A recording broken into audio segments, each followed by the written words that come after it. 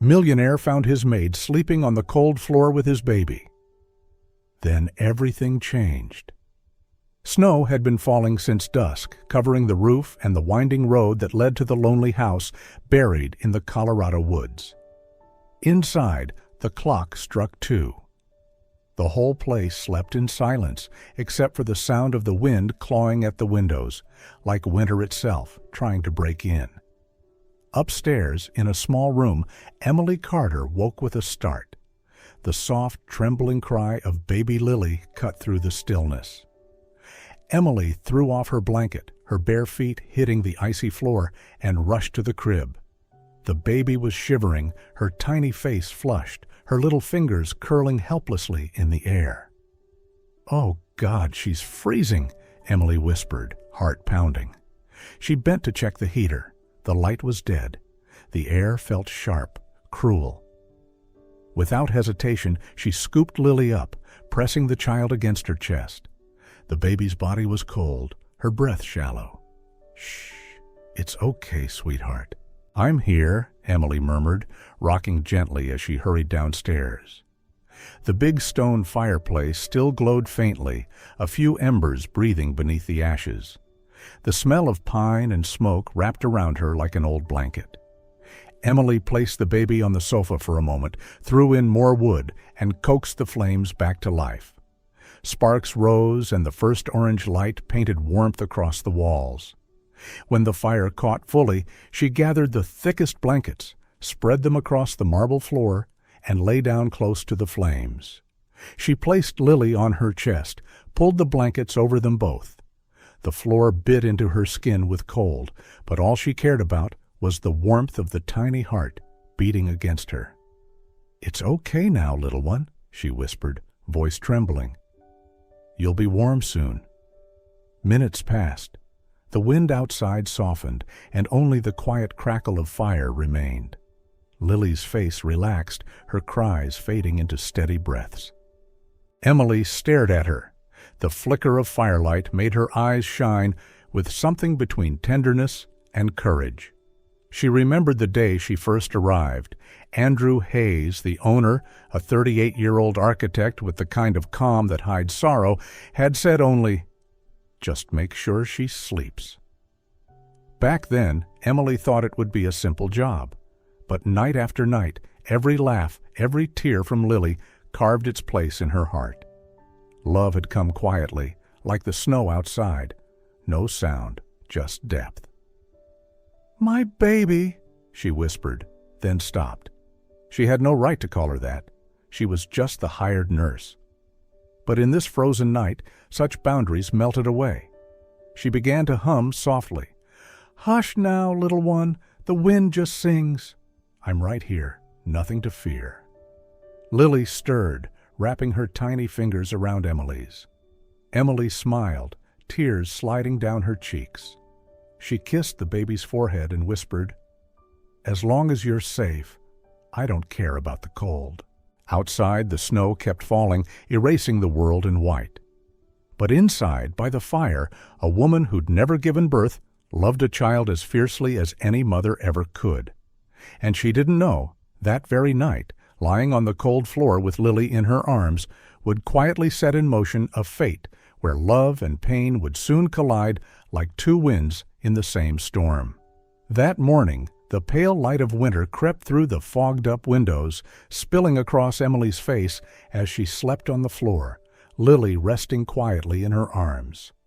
The fire had burned down to embers, but the warmth lingered, soft and fragile, like the end of a dream. The distant rumble of an engine broke the silence. Emily stirred, blinking herself awake. She turned slightly, careful not to wake the baby. Lily stirred but didn't cry, her tiny breaths calm and steady. Emily smiled faintly, kissed the baby's forehead, then looked up. Outside the window, a black SUV rolled to a stop at the front gate. Andrew Hayes was home. He stepped in, tall and sharp in a dark overcoat, dusted with snow. Cold air followed him through the door, making the curtains sway. His eyes froze on the scene before him. Emily sitting on the marble floor, Lily tucked in her arms, both wrapped in a blanket, as the last flames painted a soft amber glow across their faces. Andrew stood still, speechless for a moment. When he finally spoke, his voice was low, almost hoarse. "What happened here?" Emily rose quickly, still holding the baby. "I'm so sorry, Mr. Hayes. The heater broke upstairs in the middle of the night. Lily was freezing. I didn't want to wake anyone, so I brought her down here. He raised a hand gently. "No need to apologize." His tone softened as he looked at them. "Thank you for doing what was right.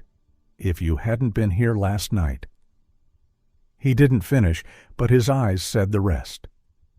Emily lowered her gaze, setting Lily down carefully on the sofa. For a moment, the silence between them was tender, the kind that doesn't need words, the kind that feels safe. Then a cold voice cut through it. "Well, isn't this touching?" They both turned. Margaret Pierce, Evelyn's mother, stood at the foot of the stairs in a silk robe, her expression sharp and knowing. "I heard noise and thought I'd check," she said, her tone laced with disdain. "And what do I find? Our lovely nurse, sleeping on the floor with my granddaughter. How very cinematic." "Mrs. Pierce," Emily began, but Andrew stepped forward. "Margaret, stop. She was only—" "Playing the doting mother?" Margaret interrupted, a faint smile curling her lips. "Evelyn's been gone 6 months, Andrew. 6. And now this woman's lying here, holding your child like she belongs." "That's enough," Andrew said, voice firm but quiet. Margaret didn't flinch. "You can't see it, can you? She's working her way in. Today it's the baby. Tomorrow it'll be you." Emily tightened her grip on the blanket, steadying her breath. "You can think whatever you want, Mrs. Pierce, but Lily was cold last night. I did what anyone with a heart would have done." Margaret's eyes narrowed, her tone dropping to a hiss. "We'll see how long that heart of yours lasts." She turned and walked upstairs, the click of her heels echoing down the hall before a door slammed shut. Emily stood there for a moment, her pulse still racing. The house fell silent again, except for the sound of the wind outside.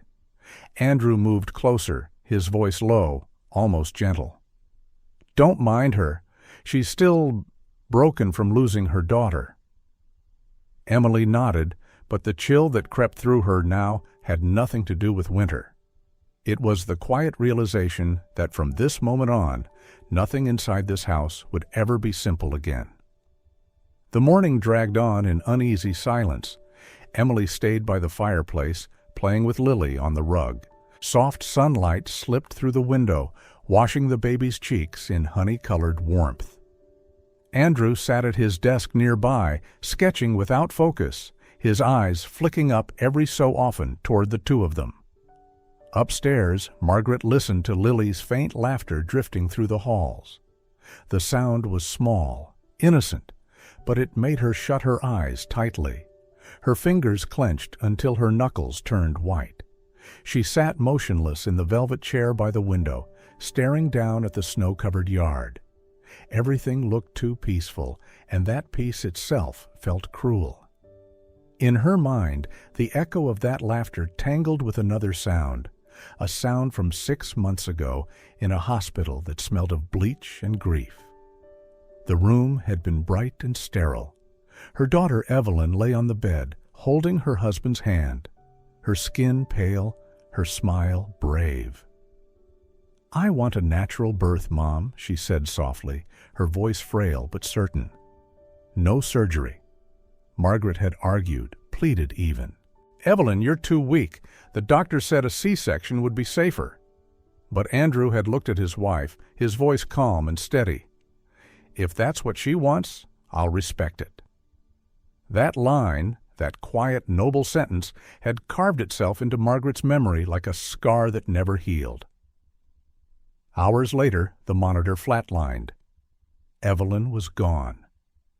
Lily's first cry filled the room as her mother's heart went still.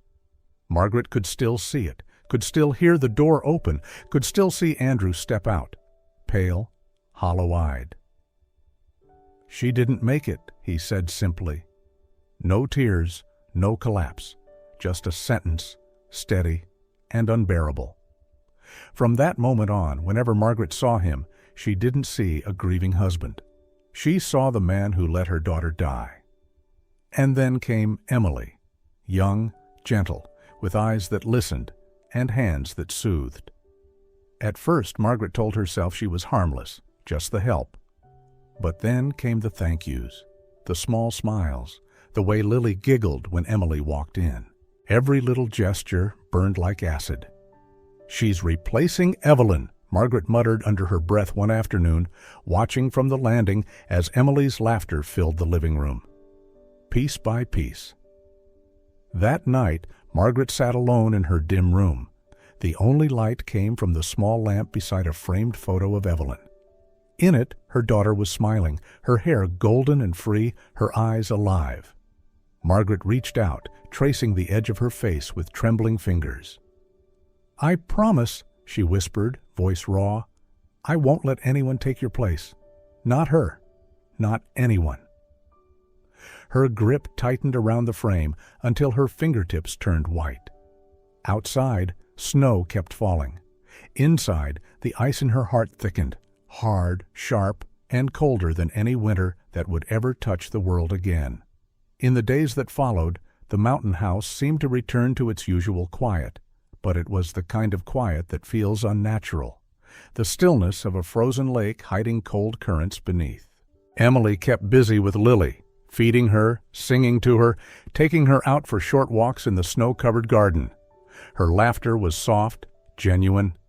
She had no idea that a pair of eyes watched her from above, eyes where resentment had begun to harden into intent.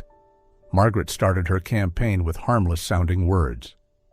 "Andrew," she said one morning over breakfast, "Miss Carter seems very devoted. So close to the baby, I sometimes wonder if she remembers she's an employee." Andrew set his cup down, brow furrowing. "She's just doing her job, Mother."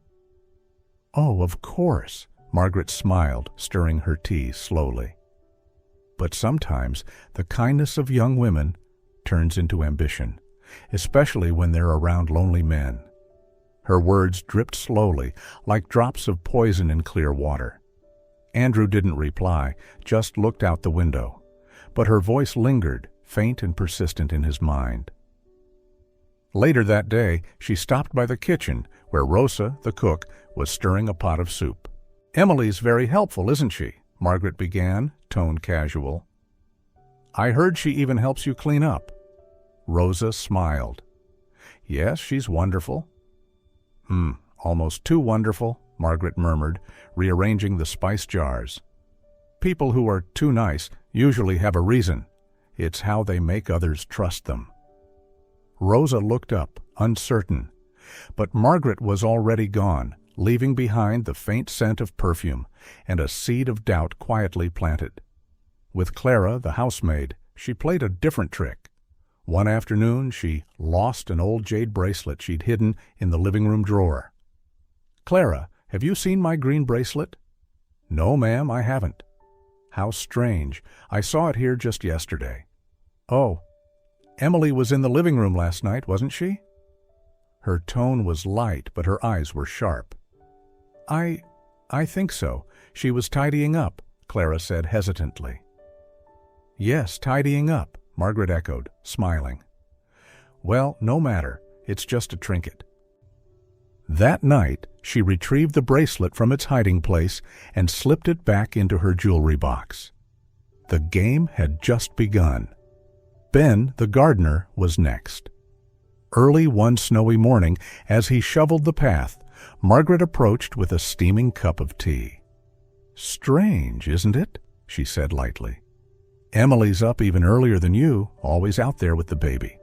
Maybe she likes being noticed." Ben chuckled awkwardly. "I think she just enjoys the morning air, ma'am." "Maybe," Margaret said, taking a slow sip.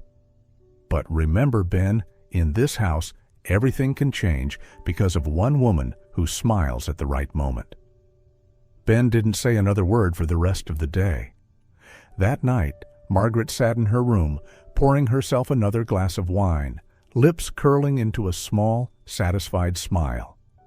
Everything was unfolding as planned. The quiet rumors, the sideways glances, the subtle unease that began to spread among the staff. No one dared to speak, but they had started keeping their distance from Emily. And Emily, kind and oblivious, noticed nothing. She still sang to Lily, still smiled, still filled the house with warmth.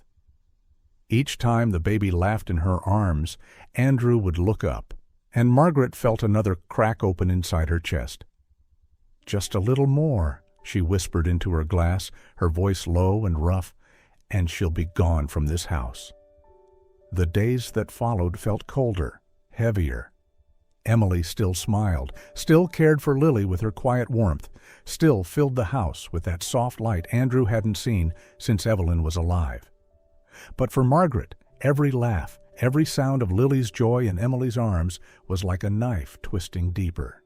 Each day the girl's presence pressed closer, stealing air that once belonged to her daughter. One morning, Margaret stood silently at the top of the stairs, watching Emily in the living room below.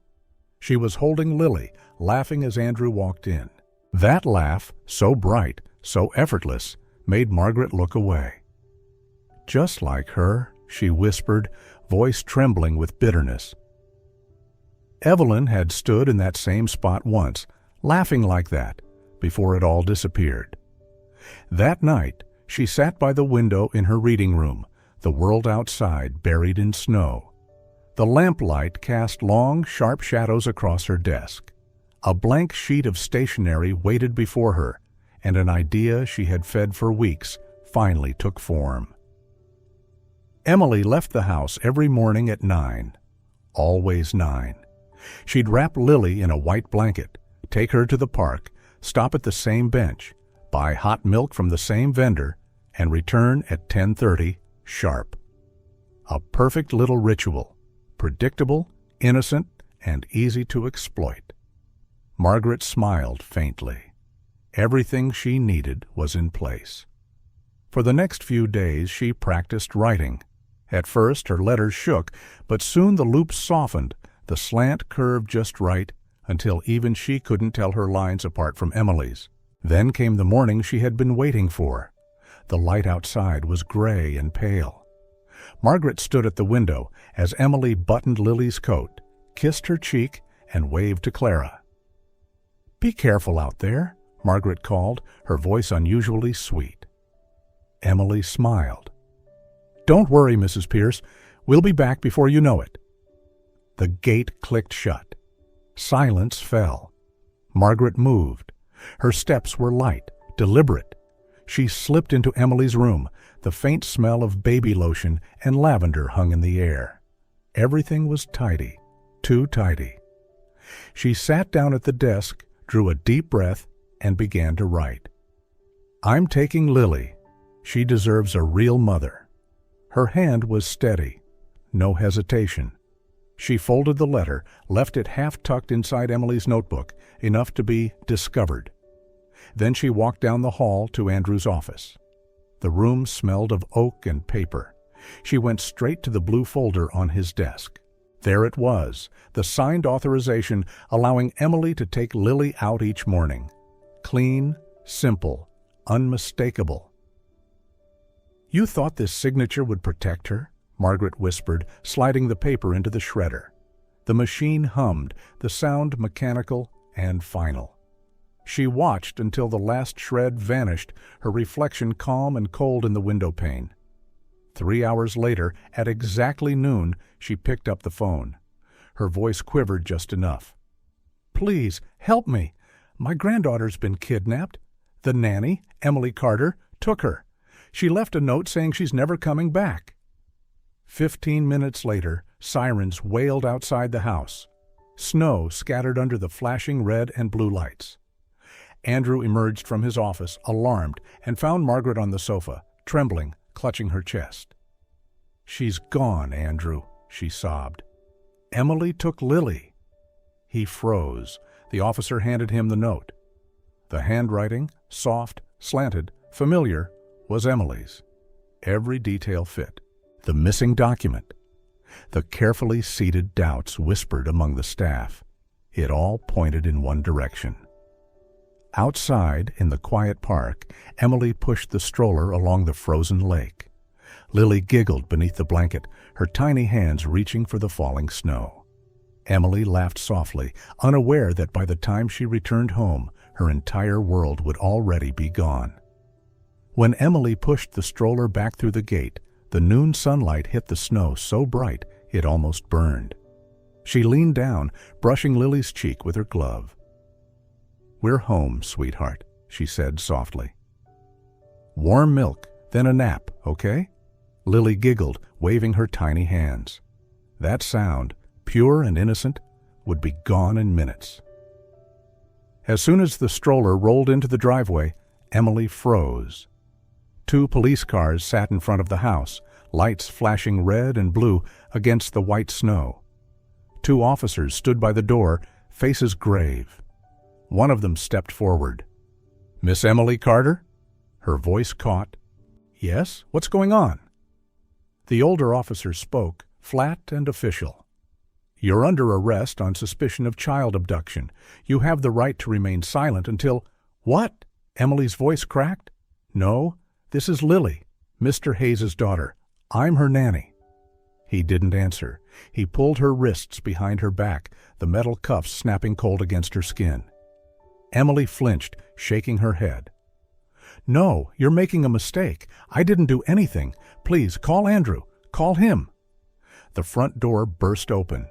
Margaret appeared, hair disheveled, eyes wet, voice trembling just right. "She's lying," she cried, pointing a shaking finger. "I found the note. She said she was taking my granddaughter away. Forever." Emily stared at her in disbelief. "What note? I didn't write anything. I swear." "Swear?" Margaret sobbed harder. "I trusted you. I let you into this house, into our lives, and you betrayed us." The staff began to gather. Clara peeked from behind the door. Ben and Rosa stood by the porch. No one moved. The officer asked sharply, "Did anyone see Miss Carter leave the house with the child this morning?" Clara's voice trembled. "Yes, she took Lily out like always." "Did she say where she was going?" "She said just for a walk." Margaret's voice cut in. "A walk? And then she leaves a confession letter?" Every eye turned to Emily. Tears blurred her vision. "I didn't. I never wrote that. I love that baby. I'd never hurt her." Lily started crying, loud and frightened. One officer stepped forward and gently lifted her from Emily's arms. "No, please," Emily begged, reaching out, but the cuffs stopped her.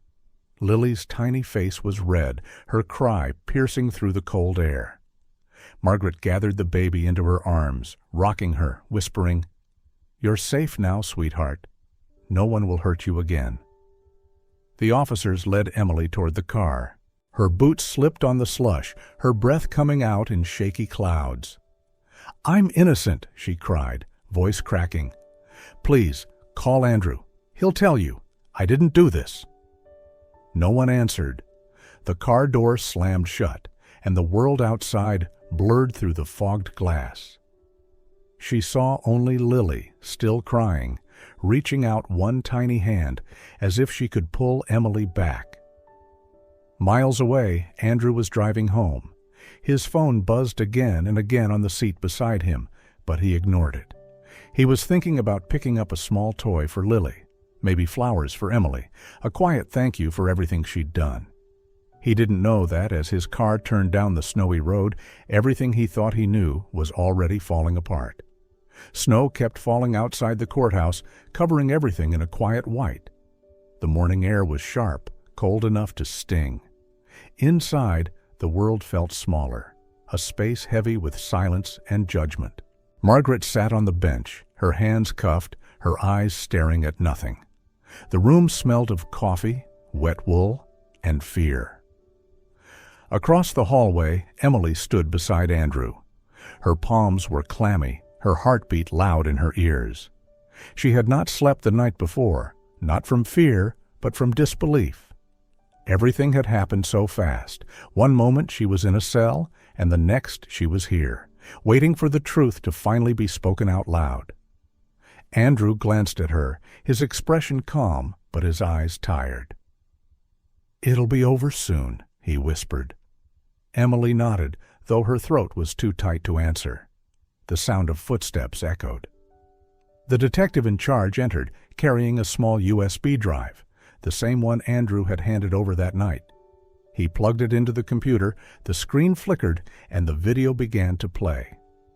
The first image appeared, the corridor of the house, the soft light of morning spilling across the floor. Then Margaret entered the frame. She moved slowly, carefully, glancing behind her before stepping into Emily's room. Emily's hands trembled. Andrew looked straight ahead, jaw tense. On the screen, Margaret sat down at Emily's desk. Her movements were deliberate, calm in a way that only made them more horrifying. She opened a drawer, took out stationery, and began to write. The hallway camera caught her through the open door, her profile clear enough. She paused, read over what she had written, then folded the note. Gasps filled the room when she left the note half tucked inside the notebook, exactly where it had been found later. The next part of the footage showed her walking down the hall toward Andrew's office. She opened the blue folder, pulled out a sheet of paper, looked at it for a moment. Andrew's signature unmistakable. Then fed it into the shredder. The machine hummed, shredding the only document that proved Emily had permission to take Lily outside. And then came the final blow. Margaret stood in front of the mirror, her face pale, her breathing fast. She practiced, crying, clutching her chest, whispering, "Help me. She took my granddaughter." She did it again and again until the performance was perfect. When the video ended, silence hung in the room like smoke. No one spoke for several seconds. Margaret looked at the floor. Her lips parted, but no words came out. The calm she had carried for weeks finally cracked. The detective exhaled. "Mrs. Pierce, the evidence is conclusive. You are charged with falsifying evidence, obstruction of justice, and filing a false police report." Andrew closed his eyes, the weight of the moment pressing down on him. Emily turned away. She didn't want to see Margaret's face. When the officers led Margaret out, she stopped for a second, near Emily. The two women faced each other. No anger, no hatred, only an emptiness where trust used to be. Margaret's voice was barely a whisper. "I only wanted to protect her, to protect Evelyn's memory." Emily's eyes softened, but her voice was steady. "You don't protect someone by destroying the innocent." Margaret lowered her head. The cuffs clinked as she was led away. Outside, the sky began to clear.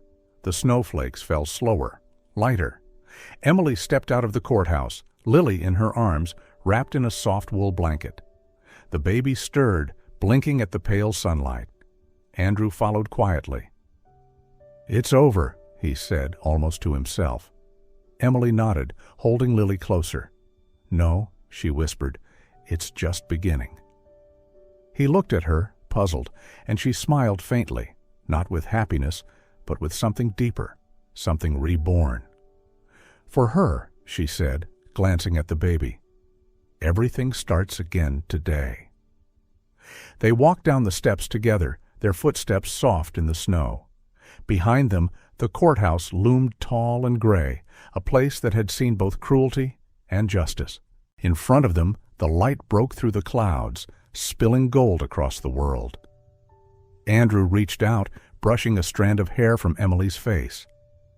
"You saved her," he said. Emily shook her head gently. "No, she saved me." And as they stood there, the man, the woman, and the child, caught between loss and redemption, the wind quieted, the snow began to melt, and for the first time in months, warmth returned to their lives. After the trial, snow still blanketed the roads around the Hayes residence. Emily was free again, but she was no longer the same woman. Even outside the cell, her mind remained trapped inside it. Every time a police siren wailed in the distance, she flinched. When the doorbell rang, her heart raced as if they had come to arrest her again. At night, she often woke drenched in cold sweat, the image of handcuffs still etched in her memory. Lily had changed too. The little girl refused to leave Emily's arms. Even in sleep, her tiny fingers clung to Emily's like an anchor, afraid that if she let go, her mother would vanish again. "I just want to stay with you, Mommy," she babbled, and that one word, Mommy, broke Emily's heart every time. Andrew watched all this and felt a deep ache inside. He tried to make amends in every way he could, reinforcing security, installing new cameras, hiring a night guard. "No one's ever going to hurt you again," he said firmly. He also started working from home, canceling trips, spending his mornings and evenings with Emily and Lily. Some mornings, they ate breakfast together in the sunlit kitchen. Lily, smeared with milk, laughed so loudly that even the house seemed to smile. Andrew would look at them, silent for a long moment, then say softly, "This house finally feels alive again." Emily didn't answer, but her gaze softened. Somewhere between gratitude and hesitation, a quiet affection began to grow. Gentle as breath, natural as the way Lily's tiny hand held both of theirs at once. Still, the shadows of the past lingered. Some nights, Emily woke up and ran to Lily's room just to make sure she was still there. Once, when a car stopped near the gate, she froze, trembling, until Andrew pulled her close and whispered, "You're safe now." She nodded, but her eyes betrayed a fear that time had yet to heal. A month later, the public trial of Margaret Pierce began. The courtroom was packed, reporters, neighbors, people who once believed her lies. Emily sat in the front row, holding Lily in her lap, her expression calm but resolute under the pale morning light. The judge's voice echoed through the hall. "The court sentences Margaret Pierce to 2 years imprisonment for falsifying evidence, obstruction of justice, and filing a false police report. She shall pay emotional damages and is permanently enjoined from contacting Emily Carter or the child, Lily Hayes." Silence followed. Margaret bowed her head. Her face was drained of color. Emily looked at her one last time, not with anger, but with quiet sorrow. Justice had been served, but the wounds left behind could never be measured in years or fines. As months passed, public opinion shifted. Those who once doubted Emily now apologized openly. The media called her the woman who redeemed justice through love. Letters poured in, flowers arrived at the door. Emily never sought attention, but she cherished every kind word. "If anyone deserves the praise," she said, "it's Lily. She's the one who taught me about unconditional love." But the story didn't end there. 6 months later, news spread across the city. Margaret had violated the restraining order, contacting a relative in an attempt to claim visitation rights. The court moved swiftly. The evidence was irrefutable, and her sentence was extended by 1 more year. She was transferred to a high-security facility, completely cut off from the outside world. When Emily heard the news, she didn't speak. There was no hatred left, only quiet pity for a woman whose grief had turned to poison. One evening, Andrew brought home a folder and set it on the kitchen table. "Official papers," he said softly. "You're Lily's legal mother now." Emily froze, tears filling her eyes. She bent down and kissed the little girl's forehead. "From now on," she whispered, "no one will ever take us apart again." The sunset poured through the window, bathing the 3 of them in golden light. Outside, the snow had melted. Life at last was moving forward. This time, in peace. Half a year had passed since the final trial. Spring returned, carrying the scent of new grass and the chirping of birds around the house on the hill. That house, once filled with pain, was now full of laughter. Emily tended the garden each morning while Andrew repaired the fence, sometimes humming softly as he worked. Lily, now almost 2, ran across the yard, her tiny feet crunching petals, her laughter bright and clear as silver bells. Life had found its quiet rhythm again. No more fear, no more shadows hanging over them. Yet sometimes Emily would pause mid-task, look up at the clear blue sky, and feel a quiet, humble gratitude. She had lost everything, her freedom, her dignity, her trust in the world, and somehow gained far more, a home, a family, a love that was real. That afternoon, as the sunlight faded behind the trees, Andrew called her into the garden. The breeze was soft, carrying the faint scent of lavender. Under the old oak tree, the same place where Emily had once held Lily through a freezing night to keep her alive, a small wooden table waited, covered with candles and flowers. The sight of it made her heart tighten. "Do you remember this spot?" Andrew asked, his voice warm. "Of course," Emily whispered. "That night, I thought I wouldn't live to see the morning." Andrew stepped closer, taking her hands. "You didn't just survive. You saved her. And you saved me too." He knelt down and pulled out a simple silver ring, glinting in the last light of day. "Emily Carter," he said, his voice trembling, "for the rest of my life, I want to make you feel as safe as you made Lily feel. Will you marry me?" Emily froze. In that instant, everything returned: the cold nights, the tears, the fear, the cell, the way he had looked at her when she was finally proven innocent. Her smile trembled as tears filled her eyes. "Yes," she breathed, "because this is home." Their wedding came the following weekend. It was small, intimate, no extravagance, just family, white flowers, and sunlight slipping through the trees. Lily, in her tiny white dress, ran around scattering petals, laughing like the world itself was brand new. Emily kissed her forehead, and Andrew watched them, his heart overflowing with the purest kind of happiness, the kind that comes after loss. When the vows were spoken, a soft breeze swept through the garden, carrying the scent of earth, flowers, and new beginnings. Emily squeezed Andrew's hand, their eyes meeting, past and future joined in one unbroken gaze. The afternoon ended with a gentle rain. Everyone huddled under the porch, laughing as droplets pattered on the leaves. When the rain stopped, a rainbow arched across the sky behind the hill, glowing against the wet light of dusk. Lily pointed upward, squealing, "Look, Mommy, a rainbow!" Emily lifted her into her arms, eyes shining. Andrew wrapped his arms around them both. The three stood there quietly, watching the colors melt into the sky. They didn't need words. Everything they had survived, every loss, every tear, every fight, was answered in that moment beneath that arc of color. The storm had passed, and love, pure, steadfast, and true, had finally come home.